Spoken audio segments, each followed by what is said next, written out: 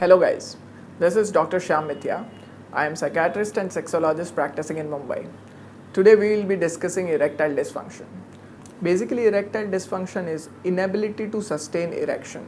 अगर कोई erection को hold नहीं कर पा रहा है उसके desirable timing तक तो उसको erectile dysfunction कहते हैं. इसके causes क्या हैं और इसके solution क्या हैं. Causes को मैं broadly divide करना चाहूँगा. मेंटल फैक्टर है, mental causes, physical causes, lifestyle related causes और हार्मोनल कॉजेस. हार्मोनल फिजिकल एक में आ सकते हैं. मेंटल कॉजेस जो जनरली पाया जाता है 15 to 50 में, मैक्सिमम ईडी के केसेस यही एज में पाए जाते हैं 15 से लेके 50 तक. इसमें 90% ऑफ द केसेस ईडी के ये हैं. 50 के ऊपर के जो केसेस हैं वो 10% केस है. और ये जो 15 to 50 में 90% केसेस हैं उसके 90% का कॉज है मेंटल स्ट्रेस या परफॉर्मेंस प्रेशर. परफॉर्मेंस प्रेशर ये है कि मैं कर पाऊँगा या नहीं कर पाऊँगा. ये थॉट्स अगर हैं बिफोर द एक्ट और ड्यूरिंग द एक्ट तो then it is very difficult to hold erection. या फिर वर्क रिलेटेड स्ट्रेस है, या फिर फैमिली में स्ट्रेस है, हेल्थ रिलेटेड स्ट्रेस है, फाइनेंशियल स्ट्रेस है. ये कोई भी प्रकार का जब स्ट्रेस रहता है तो बॉडी में कॉर्टिसोल नाम का न्यूरो हार्मोन रिलीज होता है which further reduces the sex drive and वो इरेक्शन को भी अफेक्ट कर सकता है. ये एक चीज़ है. But I think the most important is performance pressure. It basically partners से अगर थोड़ा सा भी ये डाउट आ रहा है या थोड़ा सा भी सपोर्ट नहीं मिल रहा है या जब भी अगर फेलियर आ रहा है, फर्स्ट फेलियर के बाद अगर पार्टनर का सपोर्ट नहीं आ रहा और पार्टनर की साइड से क्वेश्चंस आ रहे कि ये कैसे हो गया, क्यों हो गया, या झगड़ा हो गया वो चीज़ की वजह से, तो वो परफॉर्मेंस प्रेशर डबल हो जाता है. तो यहाँ पे फीमेल का बहुत इंपॉर्टेंट रोल है कि to understand and to be with your partner and to problem क्या है ये समझने की कोशिश करो. आपस में एक दूसरे से बात करो. नहीं समझ पा रहे हैं काउंसलर, साइकियाट्रिस्ट, सेक्सोलॉजिस्ट को कंसल्ट करो. ये हो गया मेंटल फैक्टर. सेकंड फैक्टर है लाइफस्टाइल रिलेटेड कॉजेस. ओबेसिटी हो गया, वज़न, मोटापा.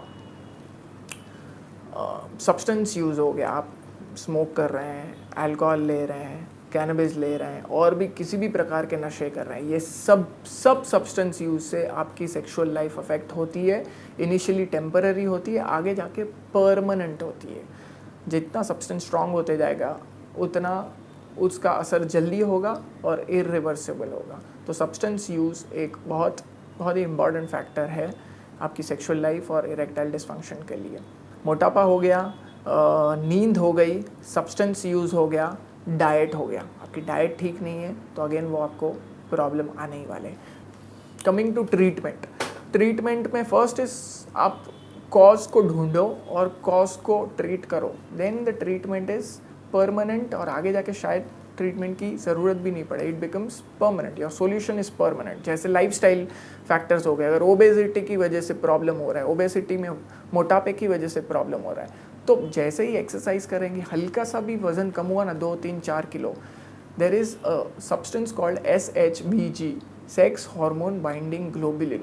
ये होता है ना, ये फ्री टेस्टोस्टेरॉन को पकड़ लेता है. जैसे ही एक्सरसाइज करेंगे SHBG कम हो जाता है, फ्री टेस्टोस्टेरॉन बढ़ जाता है. तो ज़रूरी नहीं है आपका वेट 95 है तो आप जब 60 होंगे तब आपका सेक्सुअल परफॉर्मेंस इंप्रूव होगा. 95 का आपने 90 भी किया ना, पहले 5 किलो में ही you will start seeing results in your sexual performance. तो कॉज क्या है, कॉज को पकड़ो और उसको ट्रीट करो. ओबेसिटी है या फिर डाइट है या फिर स्ट्रेस है, परफॉर्मेंस प्रेशर है. परफॉर्मेंस प्रेशर जैसे मैंने कहा मैक्सिमम केसेस उसी की वजह से होते हैं.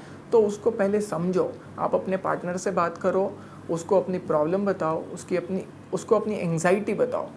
एंड आप नहीं बता पा रहे हैं तो आप काउंसलर की हेल्प ले सकते हैं. आई थिंक ये बहुत ही ट्रीटेबल और कम्प्लीटली ट्रीटेबल कॉज है.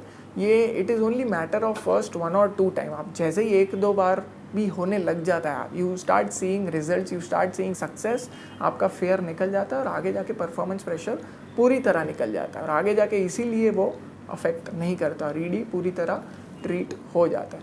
और कुछ स्पेसिफिक मेडिकेशन से जो इरेक्शंस इंप्रूव कर सकती हैं, जैसे हो गया वाइग्रा, हो गया सिल्डेनाफिल, हो गया टाडालाफिल, हो गया, ये direct on the spot result देती है.